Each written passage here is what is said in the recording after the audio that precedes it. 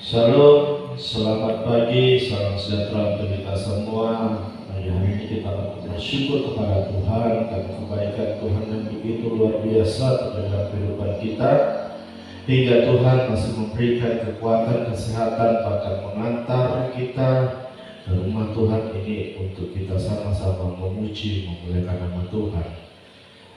Pertama-tama saya juga berterima kasih kepada Tuhan Yesus Kristus sebagai kepala gereja kita yang masih memberikan kekuatan, kesehatan bagi kita semua. Dan yang kedua, saya berterima kasih kepada Gembala Sidang yang ada tempat ini yang masih memberikan kesempatan untuk saya bisa menyampaikan firman Tuhan di pagi hari ini. Mari kita sama-sama mau membuka Alkitab kita yang terdapat dalam kitab Ibrani pasal yang keempat.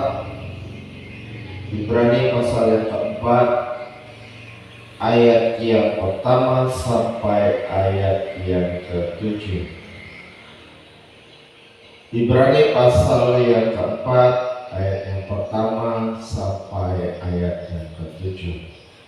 Demikian firman Tuhan. Hari perhentian yang disediakan Allah. Oleh sebab itu, baiklah kita waspada supaya jangan ada seorang di antara kamu yang dianggap ketinggalan, sekalipun janji akan masuk ke dalam perhentian yang masih berlaku. Karena kepada kita diberitakan juga kabar kesukaan sama seperti kepada mereka, tetapi firman pemberitaan itu tidak berguna bagi mereka karena tidak bertumbuh bersama-sama oleh iman dengan mereka yang mendengarnya. Sebab kita yang beriman akan masuk ke tempat perhentian seperti yang ia katakan, sehingga aku bersumpah dalam murkaku, mereka akan masuk ke tempat perhentianmu sekalipun pekerjaannya sudah selesai sejak dunia dijadikan. Ayat yang keempat, sebab tentang hari ketujuh pernah dikatakan di dalam satu nas, dan Allah berhenti pada hari ketujuh dari segala pekerjaannya.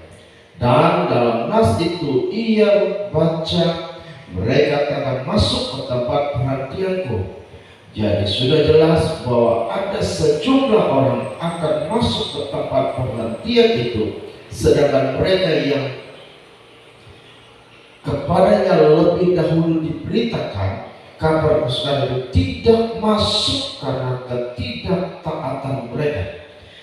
Ayat terakhir, sebab itu ia menetapkan pula suatu hari, yaitu hari ini, ketika ia setelah sekian lama berfirman dengan peraturan Daud, seperti dikatakan di atas, pada hari ini jika kamu mendengarkan suaranya, janganlah keraskan hatimu. Puji Tuhan. Saya memberikan tema yaitu tipikal orang Kristen yang sejati.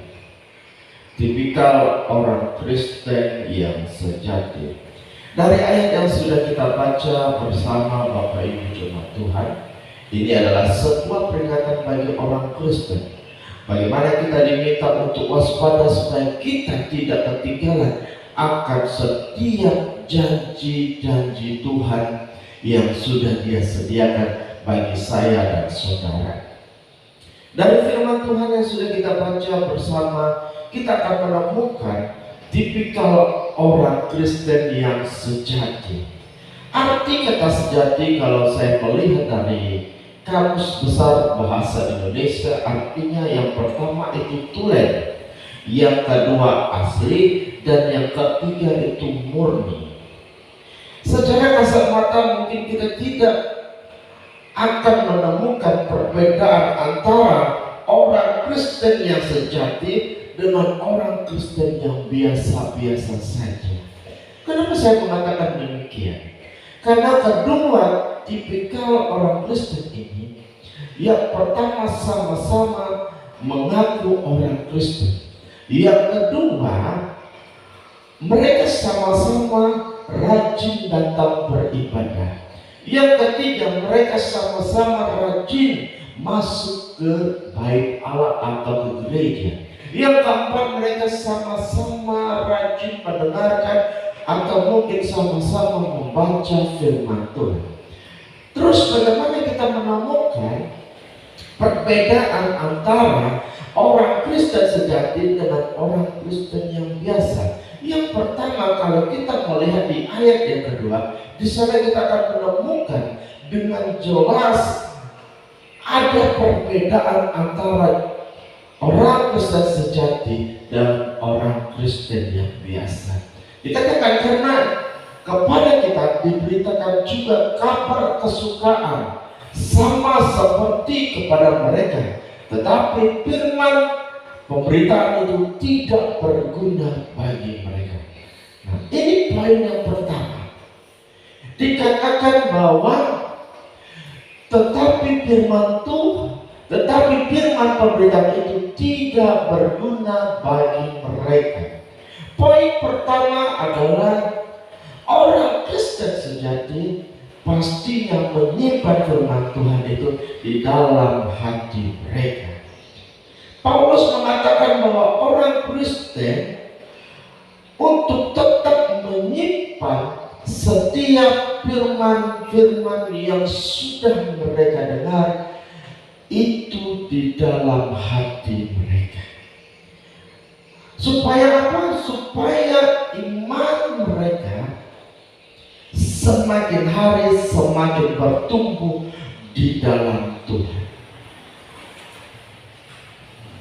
Sebab ada sebagian dari orang-orang Kristen sudah tidak percaya lagi akan firman Allah. Mereka tidak percaya lagi akan firman Tuhan. Mereka tidak percaya lagi akan setiap firman yang disampaikan, bahkan mungkin yang mereka baca. Ya, mereka tidak percaya lagi akan hal-hal itu. Makanya firman yang diberitakan itu tidak berguna bagi mereka, dan pada akhirnya iman mereka tidak bertumbuh.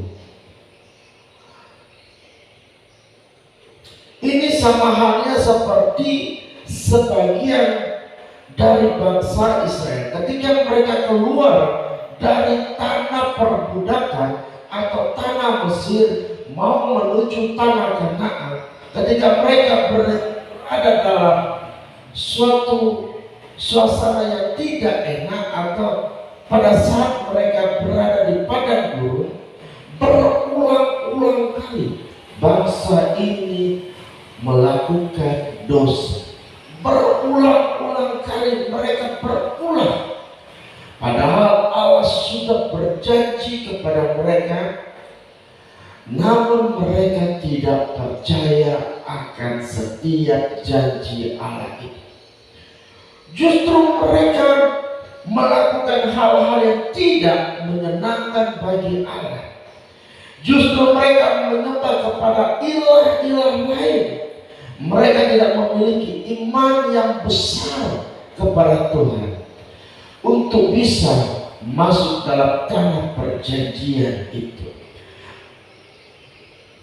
Kalau kita melihat dalam kitab Keluaran, di sana sangat jelas hanya Joshua dan Kaleb yang bisa masuk dalam tanah perjanjian itu, berserta dengan anak-anak yang lahir dalam perjalanan menuju ke tanah Kanaan. Terus bagaimana dengan orang-orang Israel lain? Mereka tidak bisa masuk karena mereka sudah melakukan dosa. Mereka tidak percaya akan setiap janji-janji Tuhan, makanya mereka tidak bisa masuk. Joshua dan Kaleb beserta dengan anak-anak yang lahir di dalam perjalanan, hanya mereka lah yang bisa masuk dalam tanah perjanjian itu. Yang kedua, apa perbedaan antara orang Kristen yang sejati dan orang Kristen yang biasa-biasa saja. Kalau kita melihat di ayat yang ketiga, kita akan menemukan dikatakan sebab kita yang beriman akan masuk ke tempat perhentian seperti yang ia katakan. Yang kedua adalah kita akan menemukan kata beriman. Ya, beriman kepada siapa? Pastinya beriman kepada Yesus Kristus. Hanya orang yang beriman yang akan menerima janji Tuhan itu.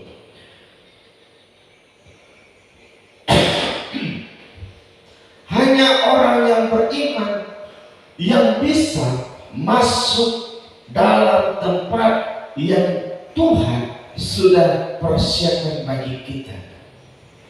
Oleh karena itu Paulus mengingatkan kepada orang Kristen Ibrani, bahkan orang Kristen di zaman sekarang ini, supaya mereka tetap beriman kepada Allah, beriman kepada setiap firman Allah yang sudah mereka baca. Jangan beriman kepada ilah-ilah lain atau beriman kepada manusia, jangan. Tapi berimanlah kepada Tuhan, supaya kita bisa menerima setiap janji-janjinya. Mungkin ada yang bertanya kepada saya, bagaimana caranya untuk iman itu timbul di dalam hidup kita? Kalau kita buka dalam kitab Roma pasal yang ke-10 ayat 17, di sana kita menemukan jawaban dalam pertanyaan ini. Jadi iman timbul dari pendengaran dan pendengaran oleh firman Kristus. Jadi iman itu timbul ketika kita mendengarkan firman Tuhan. Iman timbul itu ketika kita membaca firman Tuhan. Mungkin di antara kita sudah ada yang usianya sudah lansia atau lanjut usia, dan pastinya sudah banyak kita mendengarkan firman-firman Tuhan yang disampaikan oleh hamba-hamba Tuhan. Atau mungkin sudah banyak ayat-ayat firman Tuhan yang sudah kita baca. Mungkin sudah berulang-ulang kali kita baca dari kitab Kejadian sampai Wahyu. Namun pertanyaannya sekarang, setiap firman Tuhan yang kita dengar dan setiap firman Tuhan yang kita baca, sudahkah kita simpan dalam lubuk hati kita? Atau hanya sebagai rutinitas saja, dianggap sebagai angin lalu saja, atau mungkin bisa dikatakan sebagai dongeng saja? Kalau ada yang seperti itu, hari ini kita sama-sama untuk bertobat. Kenapa saya mengatakan demikian? Karena ketika kita membaca firman Tuhan, kalau kita tidak simpan dalam roh hati kita, maka iman kita tidak akan bertumbuh. Mungkin usia kita boleh tua, tapi kerohanian kita masih dalam kategori anak-anak. Bapak Ibu jemaat Tuhan mungkin memiliki anak di rumah. Kita bisa melihat bagaimana sifat tingkah laku dari anak-anak kita. Ketika anak-anak kita tidak mendapatkan sesuatu yang dia inginkan, pastinya dia akan marah, dia akan merajuk, dia bahkan akan tidak senang dengan kita sebagai orang tua. Dan iman yang dikategorikan iman kanak-kanak akan persis seperti yang anak-anak itu lakukan. Ketika firman Tuhan itu tidak enak untuk dia dengar, ketika firman Tuhan itu tidak sesuai dengan hatinya, ketika firman Tuhan itu tidak sama dengan apa yang dia harapkan, pastinya orang tersebut akan meracun, orang tersebut akan marah, orang tersebut akan undur dari hadapan Tuhan. Yang lebih parahnya lagi, ketika firman Tuhan itu sakit, keras, dan tidak nyaman untuk dia dengar, orang tersebut akan pindah gereja. Padahal pindah gereja bukan solusi yang tepat. Seharusnya ketika firman Tuhan itu disampaikan, mungkin tidak enak, kita harus terima. Karena apa? Karena itu membangun iman kerohanian kita. Yang mungkin kita dalam kategori mungkin iman masih kanak-kanak, akan Tuhan bawa kepada iman yang semakin tinggi, dan kita akan masuk dalam kategori iman yang dewasa. Makanya sangat penting bagi kita, Bapak Ibu Saudara kasih, ketika kita mendengarkan firman Tuhan, kita harus fokus mendengarkan firman Tuhan itu.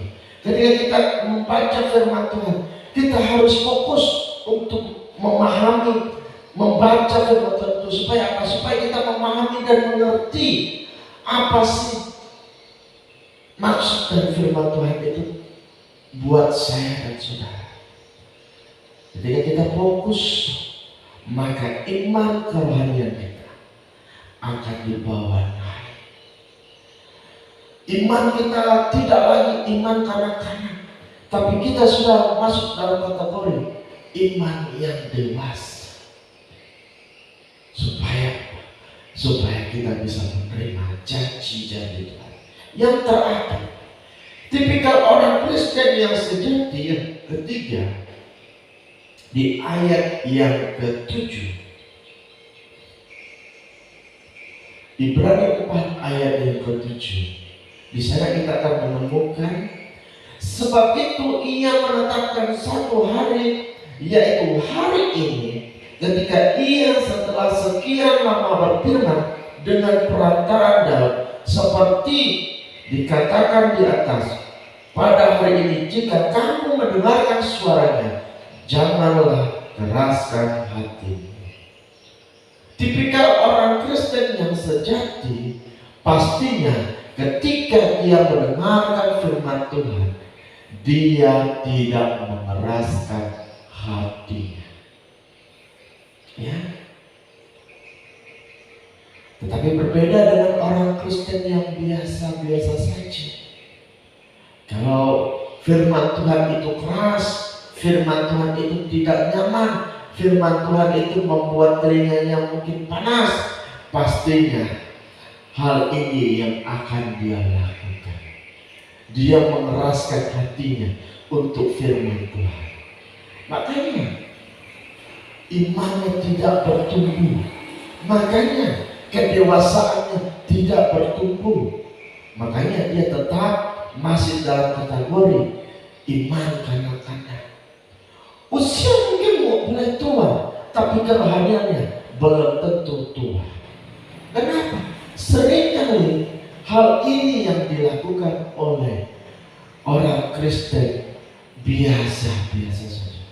Tapi kalau kita sebagai orang-orang Kristen yang sejati, biarpun firman Tuhan itu keras, biarpun firman Tuhan itu tidak enak untuk kita dengar, biarpun firman Tuhan itu tidak sesuai dengan harapan kita, kita jangan mengeraskan hati. Amin.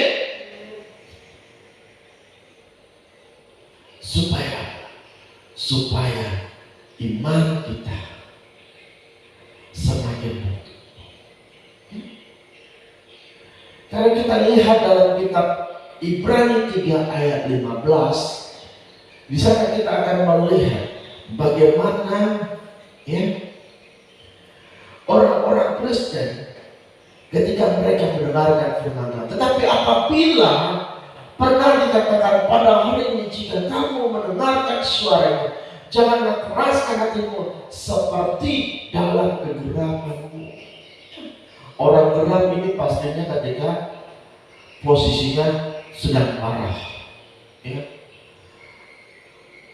Dia sedang emosi. Kalau orang Kristen yang biasa-biasa saja, ketika firman Tuhan itu tidak sesuai dengan harapannya, hal inilah yang akan mereka lakukan. Mereka geram, ya, mereka marah. Karena apa? Firman Tuhan yang keras. Padahal kita tahu bersama, ketika firman Tuhan itu datang kepada kita dan itu keras, seharusnya kita bersyukur. Kenapa saya mengatakan demikian? Karena itu membentuk iman kita, membentuk kerohanian kita, membentuk kepribadian kita, supaya kita semakin disempurnakan di dalam Tuhan. Saya secara pribadi, ketika mungkin ada firman Tuhan itu yang keras, bahkan menegur saya secara pribadi, saya bilang sama Tuhan, Tuhan, terima kasih atas firman yang Engkau telah ungkapkan dalam hidupku. Saya bersyukur kepada Tuhan, karena saya tahu firman Tuhan datang kepada kita itu tidak hanya bubur saja, tetapi ada nasi, ada suatu hal yang keras untuk membentuk kehidupan kita, supaya kita semakin hari semakin dewasa, semakin disempurnakan. Ya. Mungkin ada sifat tingkah laku kita yang mungkin selama ini tidak berkenan di hadapan Tuhan. Dengan datangnya firman Tuhan itu bisa mengubah sifat tingkah laku kita. Kalau manusia mungkin menasehati capek, ya, satu kali dinasehati tidak bisa, dua kali dinasehati tidak bisa. Akhirnya orang pun bosan untuk menasihatinya. Tapi ketika firman Tuhan itu datang, satu kali saja dia langsung bertobat. Kenapa saya mengatakan demikian? Karena firman Allah mengandung kuasa. Yang setuju katakan kami. Makanya ketika firman Tuhan itu datang dalam hidup saya secara pribadi, saya bersyukur. Tuhan, terima kasih Engkau masih mengingatkan saya. Supaya apa? Supaya saya tetap dalam koridornya Tuhan. Kalau saya sudah melanggar, sudah jauh dari koridor Tuhan, pastinya saya akan jatuh ke dalam dosa. Tapi ketika firman Tuhan itu datang mengingatkan saya, dan saya akan kembali ke jalur Tuhan. Makanya ketika firman Tuhan itu datang di ayat yang ke-7 tadi, ya,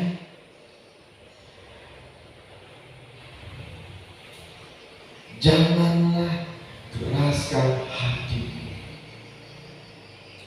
Jangan keraskan hatimu, tapi lembutkan hatimu untuk setiap benih firman Tuhan.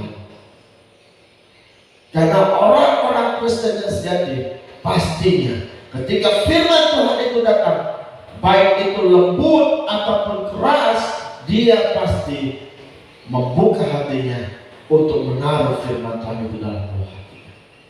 Tapi kalau orang Kristen yang biasa-biasa saja, hal ini yang akan mereka lakukan. Mereka akan mengeraskan hatinya, dan firman Tuhan itu tidak akan tersimpan dalam belah hati mereka, dan iman mereka tidak akan bertumbuh. Oleh sebab itu, kita sebagai orang-orang Kristen yang sejati, terima firman Tuhan itu dengan baik, Jangan keraskan hatimu ketika firman Tuhan itu disampaikan, ketika firman Tuhan itu engkau baca. Supaya apa? Supaya firman Tuhan itu tertanam dalam roh hatimu dan imanmu bertumbuh dan engkau menjadi dewasa dalam rohani. Ya?